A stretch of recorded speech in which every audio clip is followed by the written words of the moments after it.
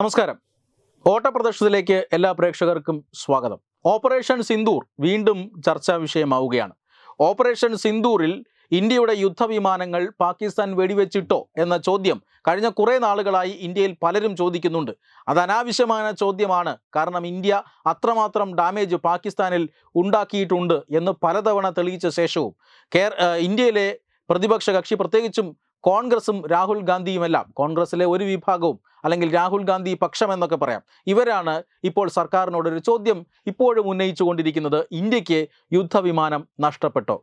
അങ്ങനെ ഇന്ത്യക്ക് യുദ്ധവിമാനം നഷ്ടപ്പെട്ടുവെന്നും അത് ഓപ്പറേഷൻ സിന്ദൂറിൻ്റെ ആദ്യ ഘട്ടത്തിലാണ് എന്നും വ്യക്തമായ സൂചനകൾ ഇപ്പോൾ പുറത്തു വരുന്നുണ്ട്. അത് മറ്റൊന്നുമല്ല, ഇന്തോനേഷ്യയിലെ ഇന്ത്യൻ എംബസിയിലെ ഡിഫൻസ് അറ്റാഷെ ഈ കഴിഞ്ഞ ജൂൺ 10 ജക്കാർത്തയിൽ നടത്തിയ ഒരു സെമിനാറിലാണ് അദ്ദേഹത്തിൻ്റെ പ്രസൻറ്റേഷനിൽ ഇക്കാര്യമുള്ളത്. അതായത് അദ്ദേഹം പറഞ്ഞത് ഇങ്ങനെയാണ്: ഇന്ത്യയുടെ ജെറ്റ് വിമാനങ്ങൾ, ഏത് ജെറ്റ് വിമാനങ്ങളാണ് എന്നൊന്നും പറഞ്ഞില്ല, പക്ഷേ ഇന്ത്യയുടെ യുദ്ധവിമാനങ്ങൾ പാകിസ്ഥാൻ വെടിവെച്ചിട്ടു, പാകിസ്ഥാൻ്റെ വ്യോമ പ്രതിരോധ സംവിധാനങ്ങൾ വെടിവെച്ചിട്ടു.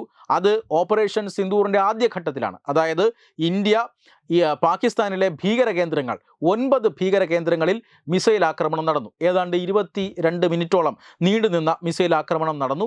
ഈ ആക്രമണത്തിലാണ് ഒന്നോ രണ്ടോ എന്ന് തന്നെ പറയേണ്ടി വരും, കാരണം 6 യുദ്ധവിമാനങ്ങൾ വെടിവെച്ചിട്ടു എന്നാണ് പാകിസ്ഥാൻ അവകാശപ്പെടുന്നത്. അത് സമ്പൂർണ്ണമായി തെറ്റാണ് എന്ന് ഇന്ത്യൻ സേന പറഞ്ഞിട്ടുണ്ട്. പക്ഷേ ഒന്നോ രണ്ടോ യുദ്ധവിമാനങ്ങൾ നഷ്ടപ്പെട്ടിട്ടുണ്ട് എന്ന് തന്നെയാണ് ഇപ്പോഴും വിശ്വസിക്കപ്പെടുന്നത്.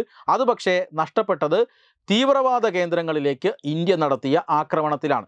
എന്തുകൊണ്ട് അങ്ങനെ ഒരു നഷ്ടമുണ്ടായി, അവിടെ ഇന്ത്യക്ക് എന്തുകൊണ്ടൊരു തിരിച്ചടി ഉണ്ടായി എന്നതിന് ഉത്തരമായി ഈ ഡിഫൻസ് അറ്റാഷെയായ മുൻ നേവി ഉദ്യോഗസ്ഥനായ ക്യാപ്റ്റൻ ശിവകുമാർ അദ്ദേഹം പറഞ്ഞത്, അത് ഇന്ത്യൻ സൈന്യം അല്ലെങ്കിൽ ഇന്ത്യൻ സേനയ്ക്ക് ഇന്ത്യയുടെ ഭരണകൂടത്തോട് വലിയ ഉത്തരവാദിത്വമുണ്ട്, ഇന്ത്യയുടെ ഭരണകൂടം പറഞ്ഞ നിർദ്ദേശങ്ങൾ അനുസരിച്ചത് കൊണ്ടാണ് എന്നാണ് അദ്ദേഹം പറഞ്ഞത്. അതായത് മറ്റു രാജ്യങ്ങളെ പോലെയല്ല, ഇന്ത്യൻ ഭരണകൂടത്തോട് ഇന്ത്യൻ സേനയ്ക്ക് വലിയ വിധേയത്വമുണ്ട്.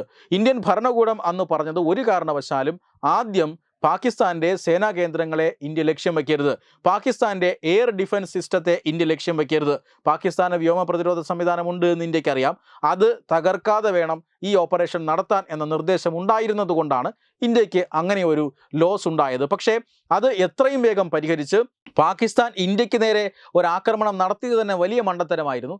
അത് തീർച്ചയായും പാകിസ്ഥാൻ്റെ വ്യോമ പ്രതിരോധ സംവിധാനങ്ങൾ തകർക്കാൻ ഇന്ത്യക്കൊരു വഴികാട്ടിയായി.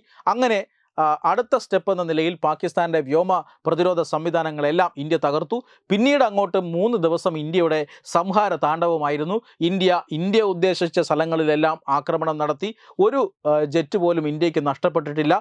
ബ്രഹ്മോസ് ഉൾപ്പെടെയുള്ള മിസൈലുകൾ ഉപയോഗിച്ച് പാകിസ്ഥാനെ ചന്നം ഭിന്നം തകർത്തു എന്ന കഥയാണ് ഈ ക്യാപ്റ്റൻ ശിവകുമാർ പറഞ്ഞത്. പക്ഷേ ഇതിനെ ഇന്ത്യൻ രാഷ്ട്രീയ അല്ലെങ്കിൽ ഇന്ത്യൻ ഭരണകൂടത്തിൻ്റെ ഇടപെടൽ കൊണ്ടാണ് ഇന്ത്യക്ക് ഈ ഫൈറ്റർ ജെറ്റുകൾ നഷ്ടമായത് എന്ന് വ്യാഖ്യാനിച്ചുകൊണ്ട് ചിലർ രംഗത്ത് വന്നിട്ടുണ്ട്. അതിനെ ഇപ്പോൾ ഇന്ത്യൻ എംബസി തന്നെ വ്യക്തമാക്കുകയാണ്. അവർ തന്നെ ഒരു ക്ലാരിഫിക്കേഷൻ അതിൽ നൽകുന്നുണ്ട്. അതായത് ക്യാപ്റ്റൻ ശിവകുമാർ പറഞ്ഞത്, പാകിസ്ഥാനെ പോലെയല്ല, ഇന്ത്യൻ സേനയ്ക്ക് സ്വന്തമായി തീരുമാനങ്ങൾ എടുത്ത് മുന്നേറാൻ കഴിയില്ല, ഇന്ത്യൻ ഭരണകൂടത്തിൻ്റെ താല്പര്യം കൂടി സംരക്ഷിക്കേണ്ടതുണ്ട്. തീർച്ചയായും അതൊരു യുദ്ധതന്ത്രമായിരുന്നു. ഒരു കാരണവശാലും ആദ്യഘട്ടത്തിൽ പാകിസ്ഥാൻ സേനയ്ക്ക് നേരെ ഇന്ത്യക്ക് ആക്രമണം നടത്തുക സാധ്യമല്ല.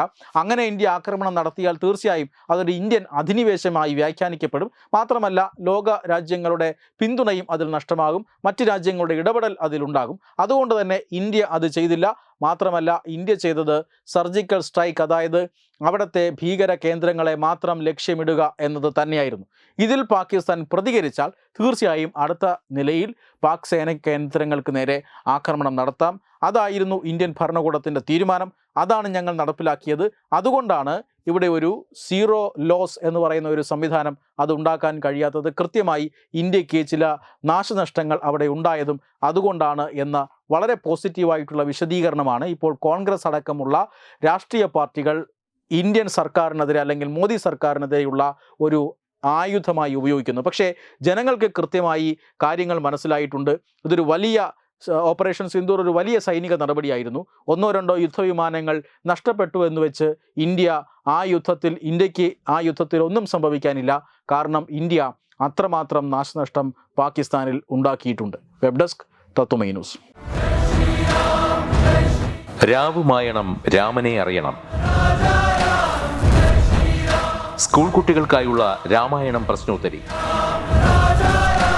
ജൂലൈ 20 ഞായറാഴ്ച രാവിലെ 9 മണിക്ക്. സ്ഥലം കൃഷ്ണപിള്ള മെമ്മോറിയൽ ഓഡിറ്റോറിയം, നന്ദാവനം, തിരുവനന്തപുരം. രാമായണ മാസാചരണത്തോടനുബന്ധിച്ച് തത്വമയി TV സ്കൂൾ കുട്ടികൾക്കായി ഒരു രാമായണം പ്രശ്നോത്തരി സംഘടിപ്പിക്കുന്നു. ഈ വരുന്ന ജൂലൈ മാസം 20 ഞായറാഴ്ച തിരുവനന്തപുരം നന്ദാവനം കൃഷ്ണപിള്ള മെമ്മോറിയൽ ഓഡിറ്റോറിയത്തിൽ വെച്ചാണ് ഈ പ്രശ്നോത്തരി പരിപാടി സംഘടിപ്പിക്കുന്നത്. 10 വയസ്സിനും 15 വയസ്സിനും ഇടയിലുള്ള കുട്ടികൾക്കാണ് പ്രശ്നോത്തരിയിൽ പങ്കെടുക്കാൻ കഴിയുക. പങ്കെടുക്കാൻ താല്പര്യമുള്ളവർ പേര്, പഠിക്കുന്ന സ്കൂളിന്റെ ID കാർഡ്, ജനനത്തീയതി തെളിയിക്കുന്ന തിരിച്ചറിയൽ രേഖ എന്നിവ സഹിതം 9074347838 എന്ന നമ്പറിലേക്ക് വാട്സപ്പ് ചെയ്യുക.